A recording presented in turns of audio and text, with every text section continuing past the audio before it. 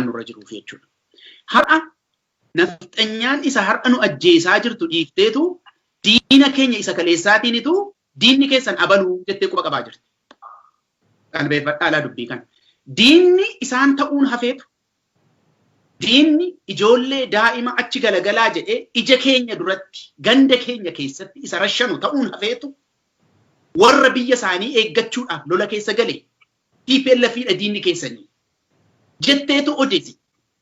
Eenyutu OPDO'n kaleessaa biltsiginnaan har'aa jechuudha. OPDO'dhuma sana. Kanaafi diinni Oromoodhaala. Kaleessas diinni Oromoo OPDO'dha. Har'as diinni Oromoo OPDO'dha. Nafxanyaadha har'amoo nafxanyummaatii jijjiiramteetti. Sirna nafxanyaati jechuudha diinni Oromoo. Isa kana akka hayyoonni Oromoo biyya keessaa afaan baafatanii hin dubbannee fi yakkadhaa jedhaa jiru laamu. Maalootu yoo lolli Tigraay lolamaa jiru kun sirriidha jabaadhaa nuun jettanii yoo harka nu rukutuu baattan yoo faallaa keenya dhaabbattu ta'e yakkadha kuni jedhaa jiru. Waca uumame yaadadhu Tasfaayee gaafa KFO'n ibsa baasa. KFO'n waanuma kanaan dura jedhe malee waan haaraan finne. Wanti inni kanaan dura jedhee ammas walitti deebi'amee dubbatamuudha qaba. Dirree lolaatti rakkoon siyaasaa hiikamu hin jiru. Kanaan qabaniitu hayyoota Oromoollee akka isaan hin dubbanne, hoggantoonni Oromoo hammi hafanillee akka hin dubbanne yakkadhaa jedhaa jiru. Kanaafanii keessa deebinee wal yaadachiisuu qabna. Diinni keenya har'aadha nafxanyaa Abii mataatti ta'e. Isa kana wal yaadachiisuun barbaachisaadha. Maaliif faallaa kanaatu hojii baay'eetu hojjetamaara waan ta'eef wal yaadachiisuutu gaarii. Kanaaf diina keenya erga barree immoo akka sila Profeesar Isqeel jedhee diinni keenya maal akka inni qabuu fi maal akka inni hin qabne ilaallee lafa laafaa isaarraa rukuttee cabsita jechuudha. Lafa laafaa inni qabu sanarra rukuttee cabsita waan qabdu. Tokkoffaa lolli amma baname lola yeroo dheeraati malee lola yeroo gabaabaa miti. Kana eenyuyyuu shakkuun irra hin jiru.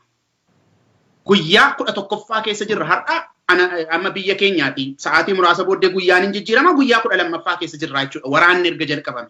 Guyyaa muraasatti lola dhumu miti. Yeroo inni itti dhumus hin beekamu. Lola yeroo dheeraati lolli kun. Kana mataatti qabachuun barbaachisaadha. Tokko. Meeshaa tokkittiin Itoophiyaan qaba jedhaa turte raayyaa ittisa biyyaati. Raayyaan ittisa biyyaa cabeera amma. Bakka lamatti cabe. Bakka lamatti cabuu duwwaa miti. Raayyaa ittisa biyyaa ta'uunsaa dhumeera amma. Raayyaa ittisa biyyaa kan jedhamu amma Itoophiyaa keessa hin jiru. Raayyaa ittisa biyyaa jechuun heera biyya sanaatiin itti gaafatamummaa itti kennamee fi qabiyyee heera aangoo heeraa itti kennametu jira. Amma sana hunduma lafa kaa'ee qabiyyeen sun maa inni biyya eeguudha. Biyya Itoophiyaa jedhamtu diinarraa eeguudha. Raayyaan ittisaa har'a Itoophiyaa keessa jiru biyya diinarraa eeguu dhiiseetu diina barootaan diina Itoophiyaatii fi diina Oromiyaa ta'e affeereetu wajjiniin biyya Itoophiyaa lolaa jira. Raayyaa ittisa biyyaa kan jedhamu hin jiru. Amma kan jiru raayyaa ittisa nafxanyaati kan jiru. Kanas qabadha. Lammaffaa amma rakkinni jiru eenyutu mo'ata? Mootummaan waan kana mootummaa seenuuf hin jettee tochootu sirri nafxanyaa kun hin dandammatti moo kanumaanitu lubbuun keessaa ba'a miti amma gaaffiin jiru. Gaaffiin amma jiru biyyumti kun poolitii intitiin Itoophiyaa jedhamu kun hin jiraatamoo hin jiraatudha amma.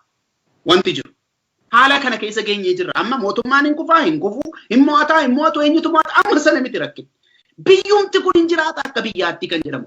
Sababiinsaa wanti hundumtuu wal borceera haala lolaatti galameera. Kana keessatti gaa kan nuyi maal godhannu nuyi jennee kan dubbannu. Yeroo dheeraadhaaf uummanni Oromoodhaa qeerroonis irra deddeebi'ee ijoolleen Oromoo qawwee baattan as deebi'aa qe'ee keessanitti kan jedhaa turaniif kana waan beekaniif hayyoonni Oromoos kan dubbataa jiran. Amma kan haasa'aa jirru eenyutu aangoo mootummaarra jiraaf hin jiru waa'ee kanaa miti. Akka uummata Oromootti hin jiraanne moo hin banna lola kana keessatti. Jiraachuun yoo nurra jiraate qabeenya qabnu hunda isaa duguugnee itti fayyadamuutu nurra